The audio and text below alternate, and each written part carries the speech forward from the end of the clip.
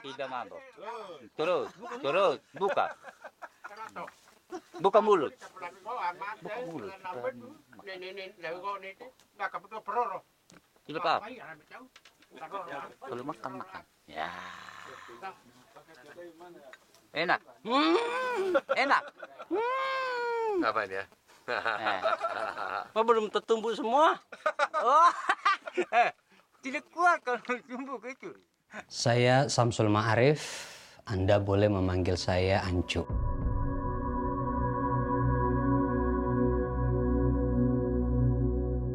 Saya melihat masyarakat adat kerap mendapatkan stigma negatif.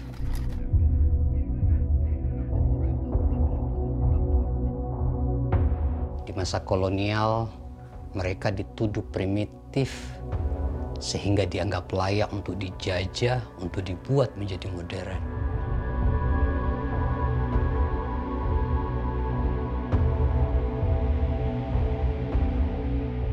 Sejak kemerdekaan hingga hari ini, mereka terus dituduh sebagai penganut animisme.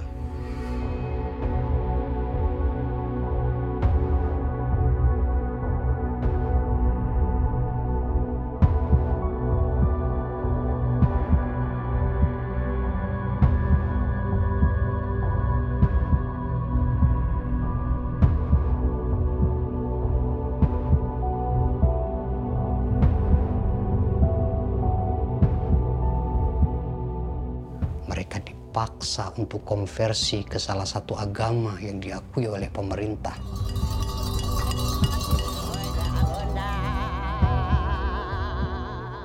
Tidak berhenti di situ. Mereka pun dituduh sebagai sinkretik, syirik, dan sesat. Akibatnya, mereka harus menghadapi berbagai bentuk eksklusi sosial dan perlakuan diskriminasi dari pemerintah. Saya akan menguji stigma, tuduhan, dan anggapan itu yang sering disematkan kepada masyarakat adat. Saya akan menunjukkan bahwa semua itu berdasarkan pada kesalahpahaman, sentimen anti kemanusiaan, penggunaan dasar pikir ilmiah yang bermasalah.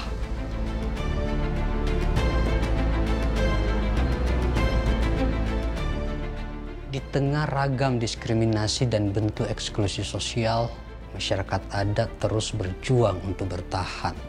Situasi itu yang mendorong saya untuk mempelajari, mengkaji pengetahuan dan pengalaman masyarakat adat, khususnya ketika pandemi melanda Indonesia.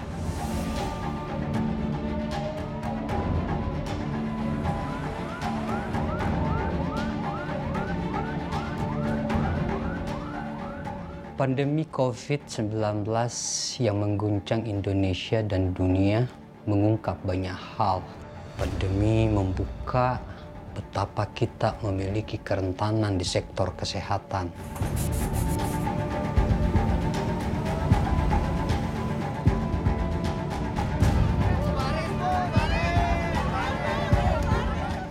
Pandemi juga mengungkap persoalan kelaparan di tengah kekayaan sumber daya alam yang melimpah. Penyebaran virus memaksa pembatasan aktivitas yang menyebabkan banyak orang kehilangan pekerjaan.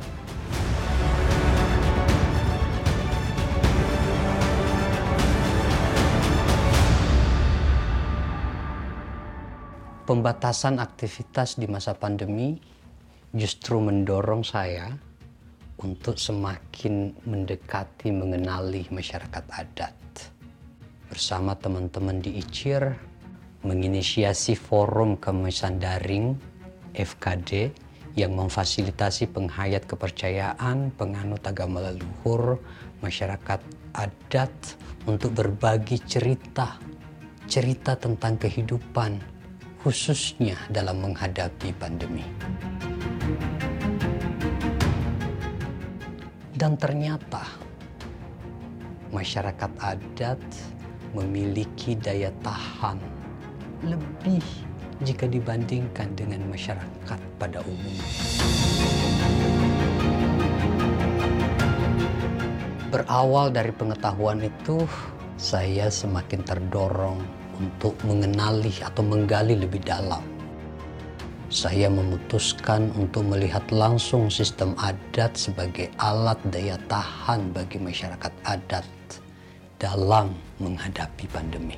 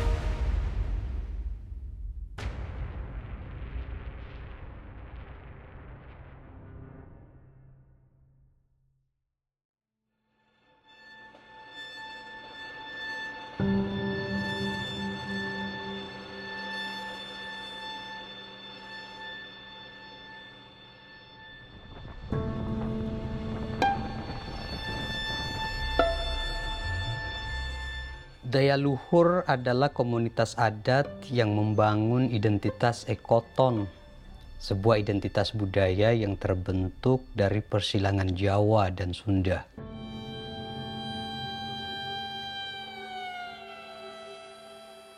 Mereka tinggal di daerah Jawa Tengah, namun mereka berkomunikasi dengan bahasa Sunda. Selain itu, keislaman mereka kental tapi juga teguh menjalankan praktek adatnya.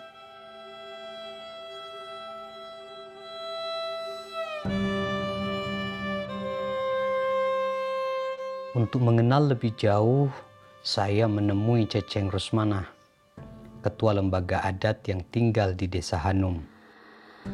Jadi di sini upacara adat, di sini tuh hampir semua namanya diawali dengan sedekah. Karena sedekah itu pada dasarnya kita menyedekahkan sesuatu gitu ya, untuk kita sajikan. Jadi kita menyajikan sesuatu untuk kita sajikan, ya pada dasarnya bukan hanya kepada manusia pada dasarnya. Salah satu ritual yang dimaksud Ceceng adalah sedekah ketupat. Masyarakat Keping Serang pada biasa mudah-mudahan ijabah ku Allah SWT sumul surahayu berkah lama lebih diijabah ku Allah SWT mungkinkan kemudahan mengaturkan babaktina dari atunya. Sedekah ketupat adalah ritual untuk menghormati tamu, menghormati relasi antar sesama manusia. Dalam konsep acara sedekah kupat itu kan pada dasarnya itu yang itu ada berbeda juga, Mas. Ketika kita hadir di sebuah acara adat itu punya nilai pula nilai rasa hormat terhadap tamu. Beda di sini itu. Jadi tamu itu begini. Kalau kita ikut hadir di acara sedekah kupat itu ada pengalung dikalungin bukan pakai bunga ya, pakai kupat itu. Nanti dikalunginnya. Nanti biasanya sama sesepuh adat atau yang perempuan ya sama ibu juru kunci gitu. Biasanya seperti itu ada yang mengalungi mereka itu. Itu memiliki makna. Berarti ketika kita mengikuti acara sedekah kupat dengan rasa hormat yang sama seperti penduduk asli, itu Anda itu diberi kebebasan untuk keluar masuk di desa kita. Itu berarti kita itu tidak ada halangan untuk desa kita. Jadi jangan ragu kalau main di tempat kita ketika pernah ikut acara sedekah kupat. Itu ada punya nilai kehormatan. Sebab Anda sebagai tamu sudah menghormati acara adat saya.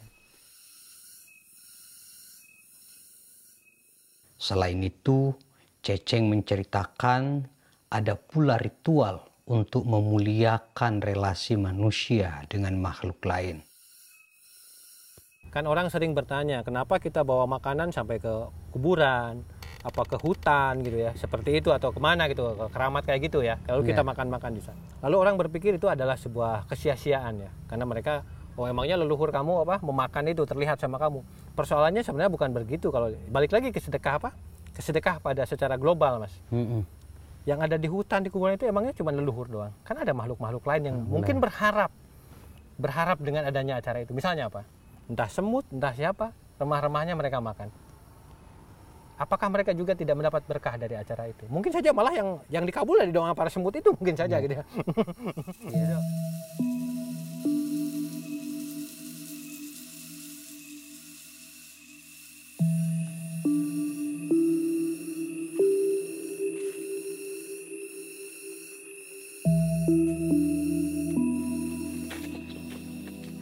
Dari cerita Ceceng, saya terdorong untuk mengalami langsung salah satu ritual yang dilestarikan masyarakat adat daya luhur.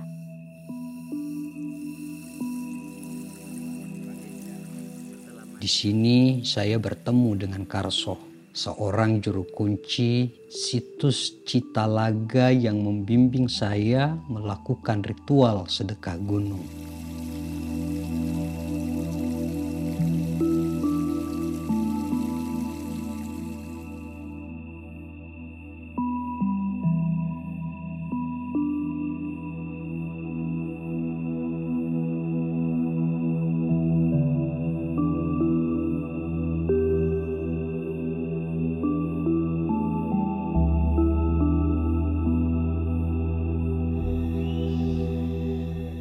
Kalau nggak ada yang memelihara, nggak ada yang menjaga, bayangan Aki apa yang terjadi? Jadi kalau nggak dijaga tuh kadang-kadang bambunya habis, ada yang ambil. Kalau dijaga kan nggak gitu, nggak apa-apa lah. Kalau saya sih cuma ikhlas lah gitu. Kalau nggak ada gaji nggak apa-apa, soalnya ikhlas orang. Nah, mau ngebersihin tempat di sini. Karena Aki tidak ingin hutan ini diambil kayunya, dihancurkan gitu. Iya, gitu, menjaga ini aja gitu. Kalau nggak ada yang ngejaga pun habis itu kayunya, bambunya ditebang orang-orang gitu. Dan nggak sama orang itu ya yang kalau bambunya dekat itu kan paling ngambil semua orang. Gitu. Kalau ada yang ngejaga, kalau nggak ngejaga pun orang bisa nggak boleh diambil itu tempat di sini keramat gitu.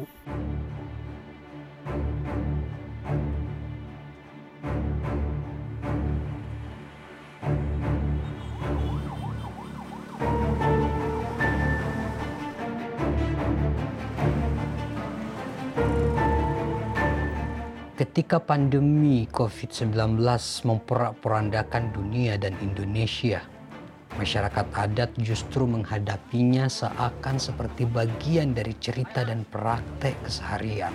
Mereka memahami ancaman COVID-19, mematuhi standar protokol kesehatan, tetapi aktivitas sosial, budaya, dan ekonomi mereka tetap berjalan dan berlanjut. Nah hiji atau urang teh nyata simerahna ka ieu kali keluarga. Kadua ka indung bapak urang, kami aki urang, kami mulut ka loh paman panakan kanu karawat teu karumat ayeuna kurang teh hatina kayak bisa saduan. Ya memang pada dasarnya kita juga ada yang kena, tapi bukan orang sininya. Memang ya bahasanya yang dari orang pendata, yang datang dari kota ke sini itu. Semuanya begitu, yang kena itu nggak ada orang yang sini. Kena itu nggak ada gitu. Tapi ya kita tetap walaupun waktu itu acara-acara adat berlangsung, kita tetap standar kesehatan kita pakai lah. Cuci tangan, pakai masker apa segala macam, jaga jarak. Oh ya kita pakai juga sih. Cuman kita tidak mengurangi nilai apa? Nilai sakral dari ritual-ritual itu.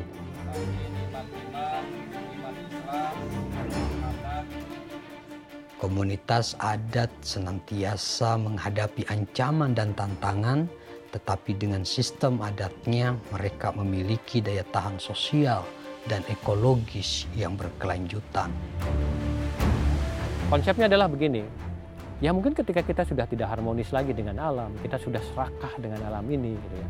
Karena manusia itu pada dasarnya manusia itu bisa hidup walaupun tidak serakah. Tapi ketika serakah itu kan yang merubah, itu yang merubah apa keseimbangan di alam ini gitu.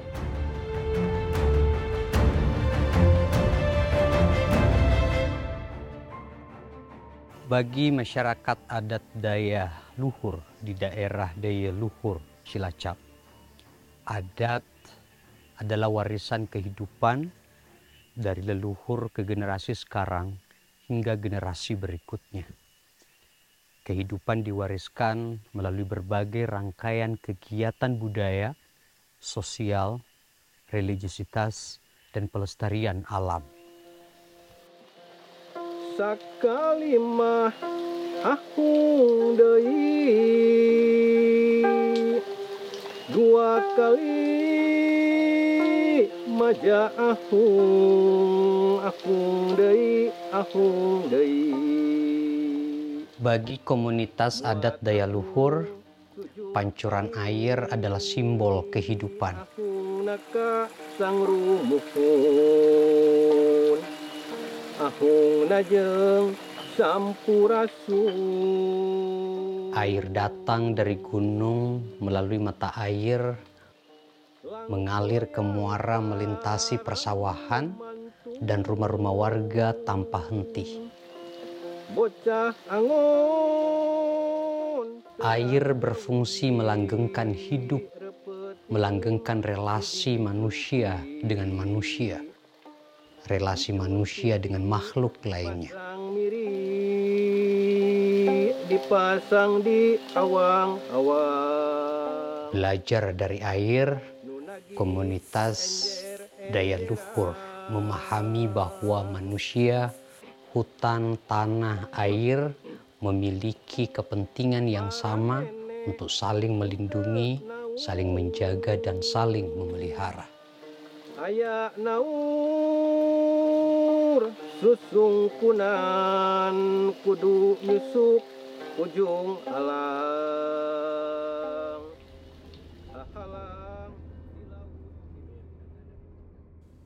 Kajian pengetahuan dan pengalaman masyarakat adat tidak berhenti sampai di tanah Daya Luhur.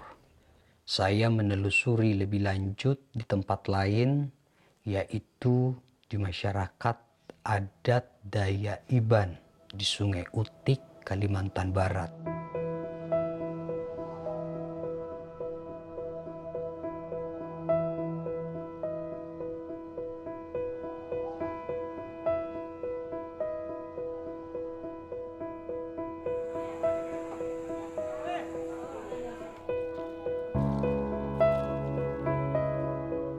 Masyarakat Daya Iban tegas dengan prinsip adatnya.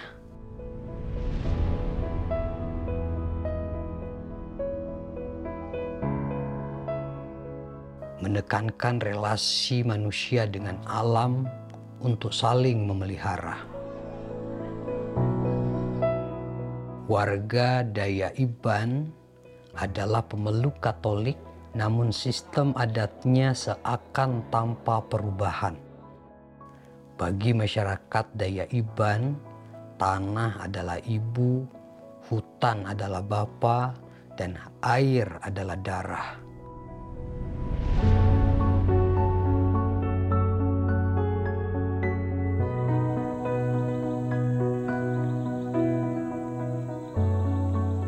Untuk menggali lebih dalam sistem adat Daya Iban, khususnya terkait relasi manusia dengan alam, saya menemui Apai Inam.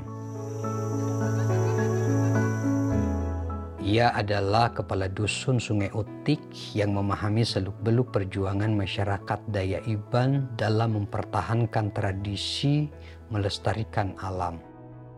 Ya, perjuangan ini kan memang dari awal dipertahankan wilayah gitu kan, dari bapak mama. Sekarang kita harus menjaga dan meneruskan perjuangan itu. Kalau kita tidak pertahankan baik hutan apa lingkungan gitu, kalau mata air itu rusak, kita tidak punya minuman yang seperti sungai adalah darah itu tadi.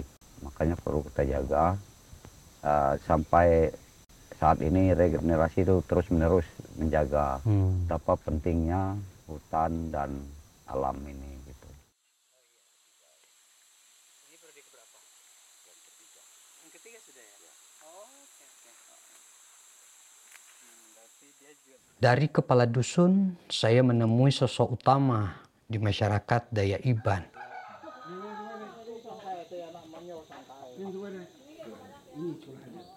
Jangan tulis yang lain. Kami ini sekolah adat begini. Dah. Sosok utama yang dimaksud adalah Apai Janggut. Dia adalah ketua adat. Selain pemimpin komunitas, dia juga pemimpin ritual dan pemimpin agama atau spiritual. Saya belajar dari A.P. Janggut tentang sistem adat sebagai alat daya tahan bagi komunitas Daya Iban. Saya bilang dengan anak-anak, karena ini di sekolah adat, kalian jangan nakal. Itu aja saya pesan. Kalau kita nakal, ada aja yang masalahnya nanti. Karena kita nggak hormat. Satu. Apalagi perbuatan kita. Jangan jelek. Anak memberikan, anak mencuri barang orang. Kalau yang ini barang orang itu harus serah dengan yang punya. Jangan menyupitnya, kita nggak ada biar. Kasih. Kita kan nanti kan rezeki tempat kita bisa murah. Bisalah nanti kita ini dapat semuanya kebaikan. Jadi kita nggak usah ngabai-ngabai, kata saya. Bilang gitu. Karena di sekolah adat itu, kalau orang sudah tahu, orang pun banyak juga belajar.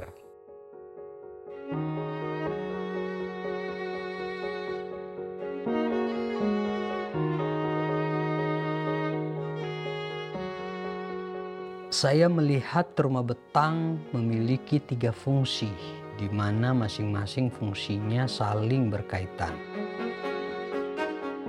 Bilik yang berfungsi sebagai ruang privat, kemudian ada ruai yang berfungsi sebagai ruang publik, dan yang terakhir ada teras, simbol ruang interaksi manusia dan alam atau pihak luar. Ketiga ruang ini dapat dimaknai sebagai simbol tata kelola sosial dan ekologis komunitas adat Daya Iban. Nah, kalau kita ngelihat dia memiliki orientasi gitu ya ke selatan ya, berarti selatan. Lalu kemudian di sisi yang paling panjang gitu ya, yang sisi panjang itu dia barat dan timur. Dan ini menarik, kenapa? Karena dia berarti sudah mengendalikan. Jadi sisi yang paling pendek atau sisi yang, karena kalau persegi panjang ada sisi pendek, ada sisi panjang. Nah, sisi pendeknya ini memang dibuat untuk kemudian mengendalikan datangnya matahari. Jadi karena di tropis dia nggak bisa banyak-banyak, dia nggak bisa over. Kalau dia open ke arah sumbunya dimiringin ke arah utara selatan, maka dia akan terpapar matahari terlalu banyak. Jadi udah dikendalikan tuh. Nah, sirkulasi udara juga saya lihat begitu. Jadi memang ini ditambah dengan harus dilihat juga bagaimana mereka menempatkan diri di antara vegetasi. Bagaimana vegetasi menjadi semacam buffer atau penangkap sirkulasi udara.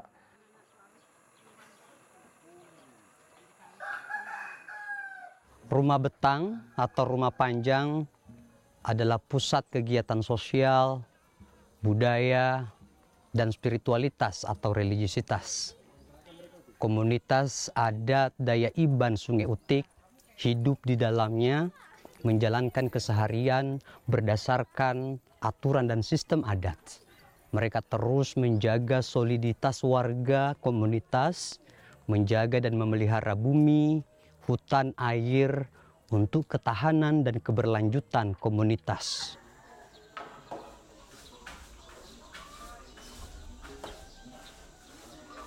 Dari segi tata ruang dan tata dalamnya, ini yang penting untuk kita amati dan kita tiru untuk beradaptasi dengan lingkungan yang sangat tropis gitu. Jadi saya pikir sangat baik dan sangat jelas bagaimana mereka memperlakukan lingkungannya, terus kemudian merekayasa bangunan sesuai dengan bentang alam yang terjadi gitu.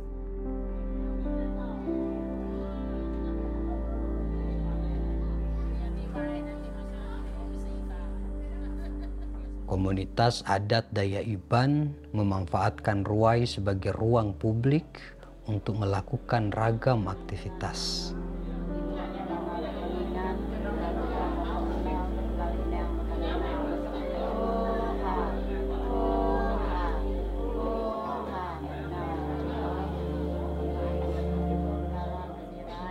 Salah satunya Seperti yang saya saksikan adalah ritual pemberkatan yang dilakukan secara adat dan Katolik untuk Bayu. Seorang pemuda Daya Iban dan siswa SMA yang sedang mempersiapkan diri untuk mengikuti ujian naik kelas. Kita juga berdoa syukur untuk anak kita Bayu atas usaha, semoga dia mengisi soal dengan baik.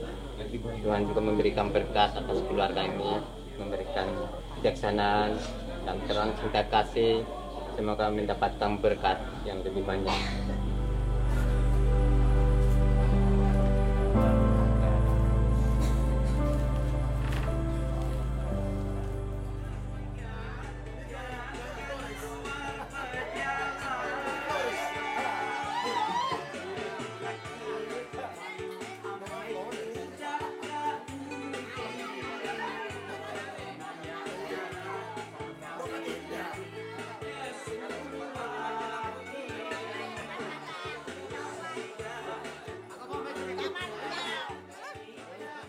Pemberkatan ini menunjukkan bahwa kepentingan Bayu adalah kepentingan komunitas, dukungan komunitas kepada Bayu.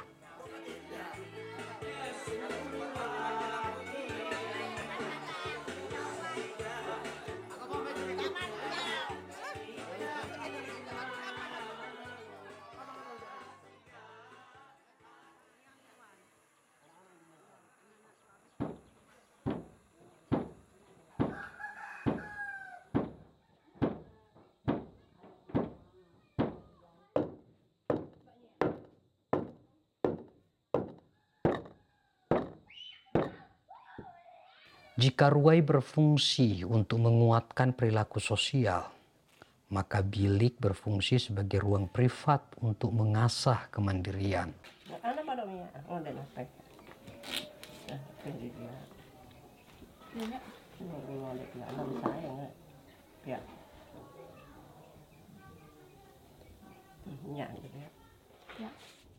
Di sini saya bertemu dengan Santi. Ia sedang membuat tumpe, salah satu kudapan tradisional Daya Iban yang terbuat dari beras ketan.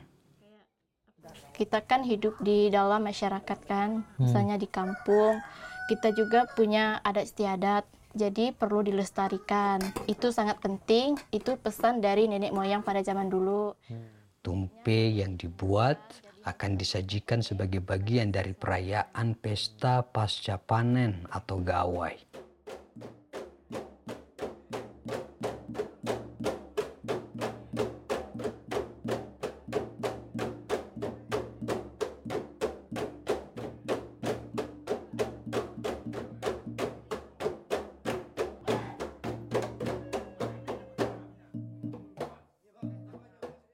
Gawai adalah perayaan hasil kerja keras komunitas Daya Iban selama setahun sebelumnya. Mereka merayakannya secara kolektif dan tidak boleh melakukan aktivitas selain untuk gawai.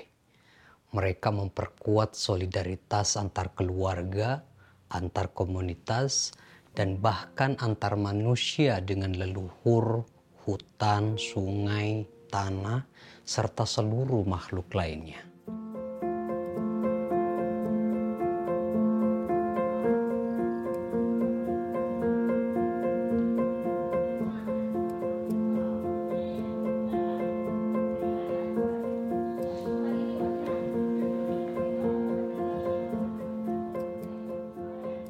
Biji jagung lokal dan biji jagung unggul.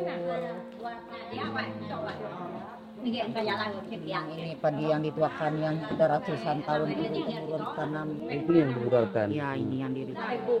Ini padi sangking, ini padi pun. Padi sangkin, padi pon. Padi pun, padi sangking. Seperti kita manusia ada presidennya, ada wakilnya. Oh, Tuh. ada ratunya. Kepalanya ini, kepala padi induknya. Mantap sekali.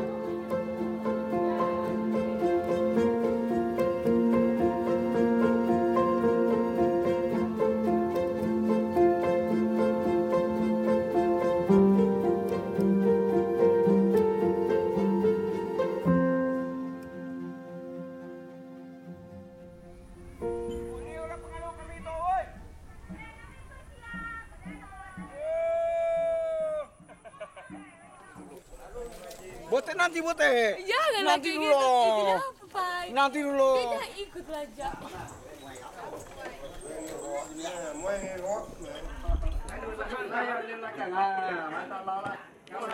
Il faut manger. Hollandais. Oh, oké. Oui, in Holland. Wageningen. Memegang. De Itu Hollanden. De Pays-Bas. Kamu Pas bagian air aja. Ya.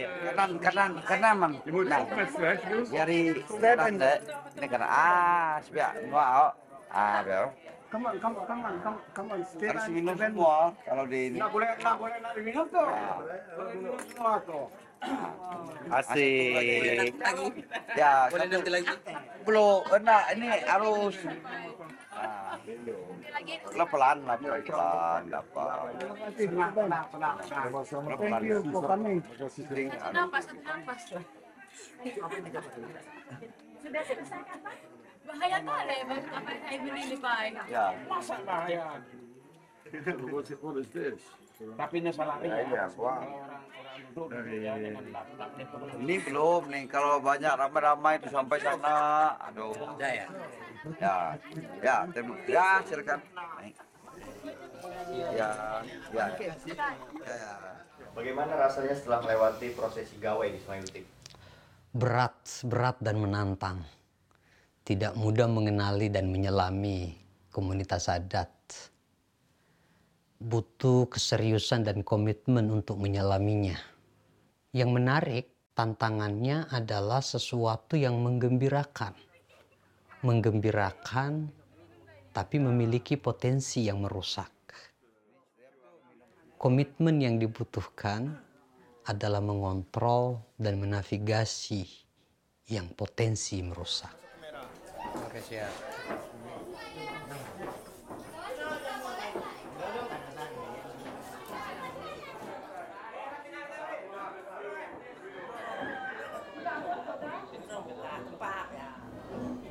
Memang sudah tradisi pasti dari pintu ke pintu. Iya, itulah Bang tradisinya seru. Berarti Udah ada selesai semuanya baru orang minum dari hilir lagi sampai ke sana. 28 bilik. Ya, sampai ke rumah bawah lagi. Ke rumah bawah juga. Ya. Nah, sampai selesai.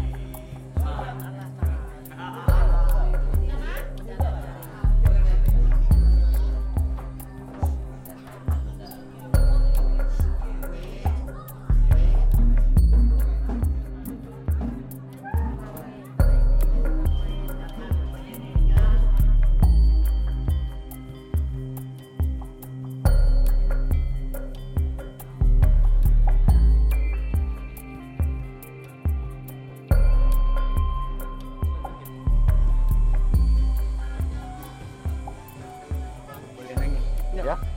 Ini namanya apa, Bang? Kalau bahasa Ibannya keduran pansut. Keduren pansut. Nah, Artinya apa, Bang? ini untuk kita meminta karena setiap tahun itu kita terima kasih bahwa pahala dan pendapatan kita yang dikasih oleh dikasih oleh yang utara itu Tuhan. Jadi kita harus berterima kasih. Ini untuk kita minta kembali agar tahun ke depan kita bisa dapat lebih dari yang kita dapat tahun yang kemarin.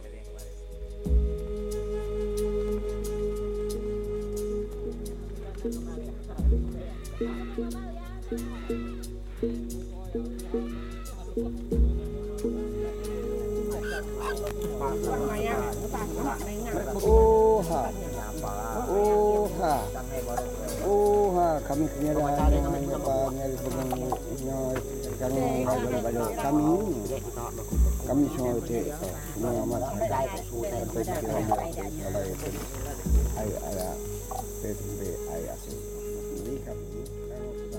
Tiap tahun kami membuat barang begitu. Untuk kembali ke alam lagi ya. Ya.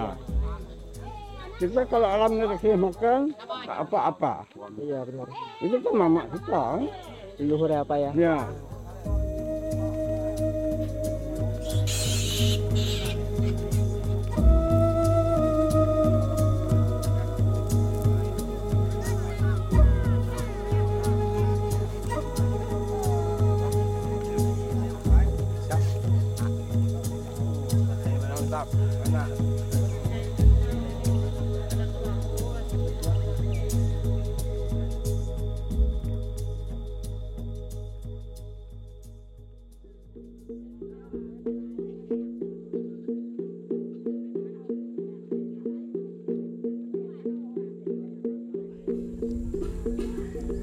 Ini mau ada ritual apa, Pak? Ya, Mau ada ritual apa? kalau jalan. Malahan itu buka ladang, jalan ladang. Jalan ladang.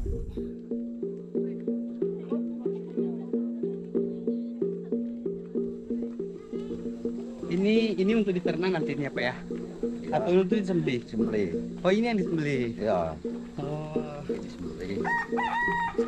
ada berapa ayam Mas? Satu. Satu untuk semuanya.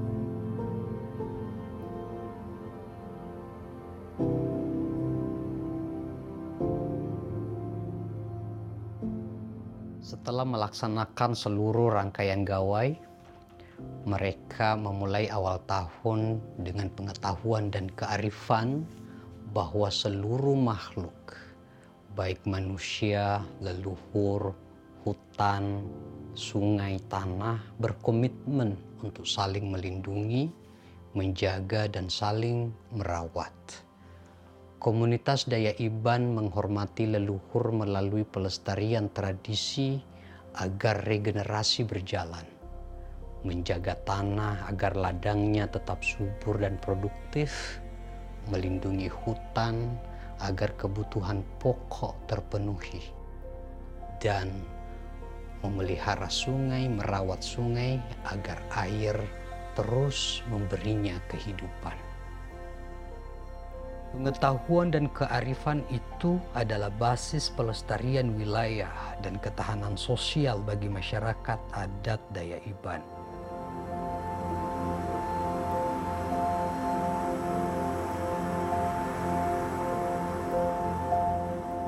Jika dampak pandemi masih dirasakan di kota-kota hingga sekarang, masyarakat adat seakan lupa dengan cerita pandemi. Nah, ketika COVID ini marah Apai, karena dia tidak diberi makan, Apai dan masyarakat Iban di sini memberi makan. Beri makan. nggak nyampai dia kesian. Nggak sampai dia ke sini. Iya, nggak nyampai sini. Kenapa nggak sampai? Di Putus Ibu nyampai mereka. Di Putus Ibu dia sampainya. Sampai 1-2 itu kena Covid. Kenapa apa yang menolak dia? Karena kita itu bahasa kami sini ngampun. Tidak mau dia melanggar doa itu.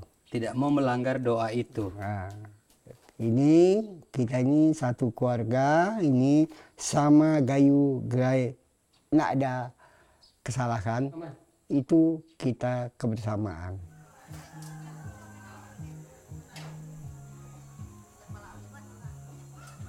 Itu bikin panik nggak warga, Pak?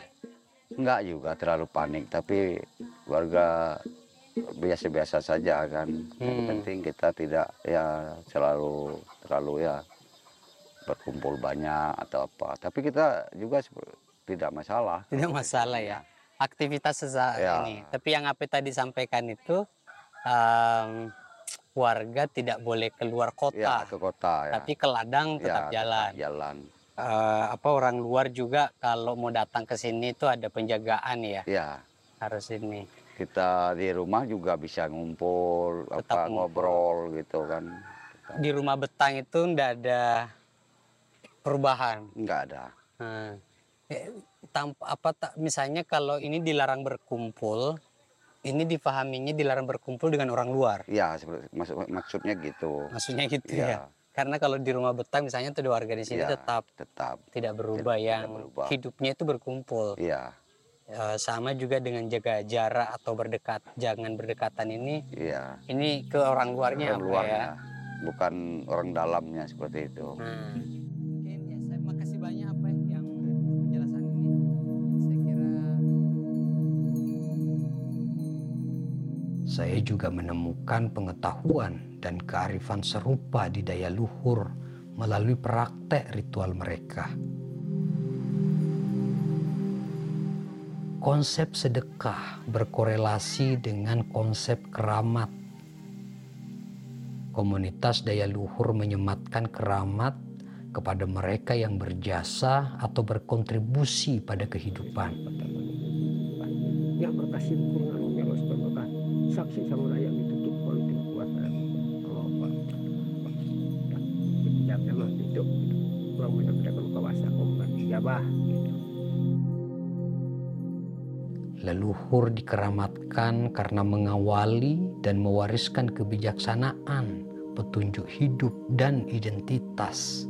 Kalau konsep di daya luhur itu tentang pemeliharaan hubungan manusia, kehidupan tradisi manusia dengan alam, dengan lingkungan, dengan leluhur pun sama. Sebenarnya kita memperlakukan leluhur itu bukan berarti kita menganggap leluhur kita itu masih hidup, tidak.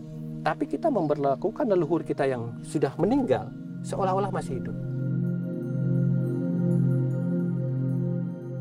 Mata air dikeramatkan karena mengalirkan kehidupan melalui air.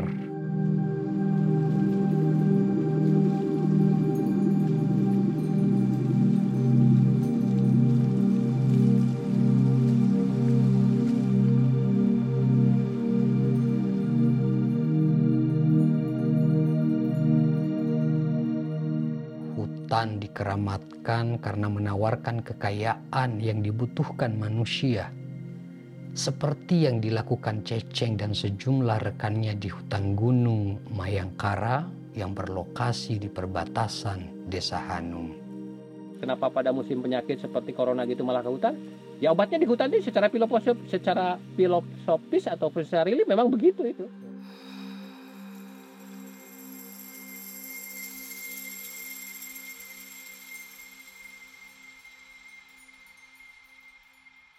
Selain itu, konsep animisme dan sinkretisme adalah teori ilmiah yang bermasalah karena menafsirkan praktek adat sebagai penyembahan kepada leluhur.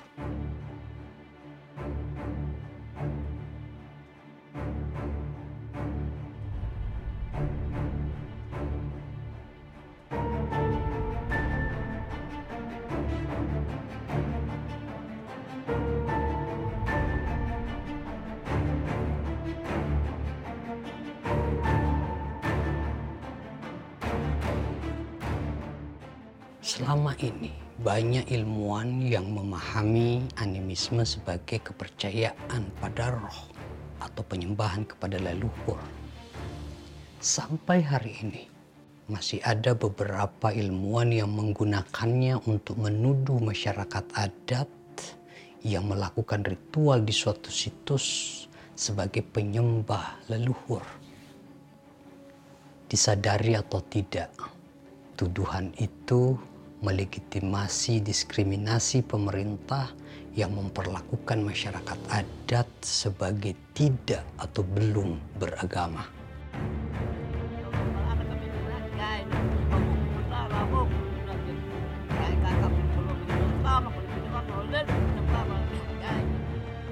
Akibatnya pemerintah mendiskriminasi dan memarginalkan mereka. Untuk diakui kewarganegaraannya, masyarakat adat pun harus memeluk salah satu agama yang diakui pemerintah. 2, 3, 4, 5, 6, 7, kiba burung sangka hari jahai batang mengintak burung nyerawa ngiba kan ini golak ada gari cumar babi burung banyak sudah sambut garuk awak tinggi. Setelah mereka memeluk salah satu agama, mereka justru sering dituduh sinkretis karena memeluk agama tetapi tetap teguh menjalankan adatnya. Warga adat kemudian dituduh beragama secara tidak murni, syirik dan sesat.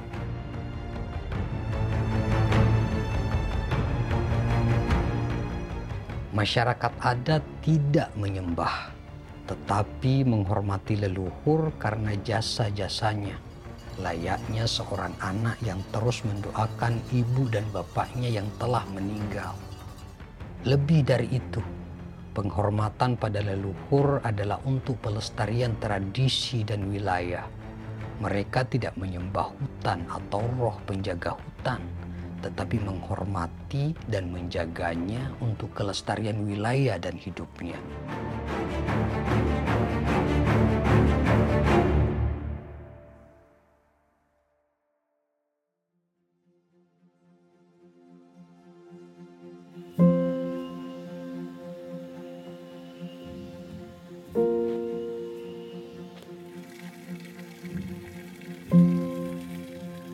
Dari apa yang saya saksikan di kedua komunitas adat, saya dapat menyimpulkan bahwa siapapun yang menuduh masyarakat adat sebagai primitif, penganut animisme dan sinkretis adalah anti kemanusiaan.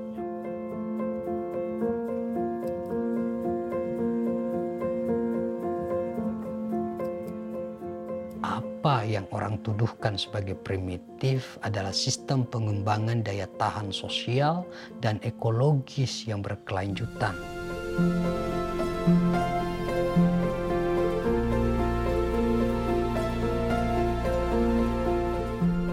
Praktek gawai yang menjamu tamu dan praktek sedekah kepada tamu efektif menanamkan dan menguatkan solidaritas dan ketahanan sosial, sehingga masyarakat adat tetap solid dalam menghadapi tantangan seperti pandemi.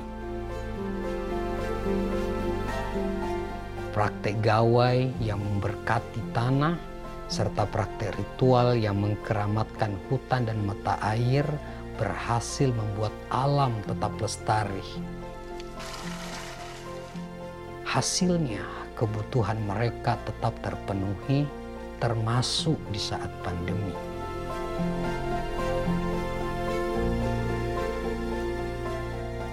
Di hutan itu kita akan lebih mudah survive ya daripada kita di tempat yang lain gitu ya. Yang paling tidak kan air kita udah jelas ada gitu. Air udah ada kita. Minum itu mau masak nggak dimasak paling tidak kita udah bisa membutuhi kebutuhan air itu. Yang kedua makanan pun sama itu. Daripada kita main ke pasar cari sayur-sayuran di sini lebih banyak itu. Untuk orang 100.000 orang pun ya kalau hutannya ada itu kita tidak akan kelaparan karena zaman purba-purba dulu pun manusia itu pada dasarnya hidupnya memang di hutan gitu. Mereka tidak bertani, mereka tidak bersawah, mereka tidak membuat industri-industri seperti itu. Karena di hutan sendiri banyak jenis-jenis makanan, daun-daunan gitu ya.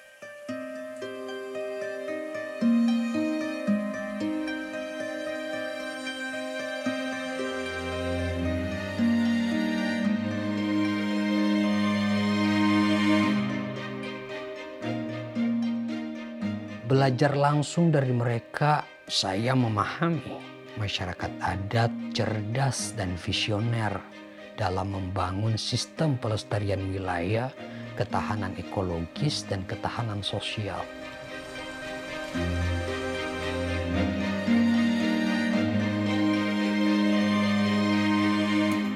Daya tahan mereka menghadapi pandemi memberi pelajaran bahwa dengan sistem adatnya mereka tangguh.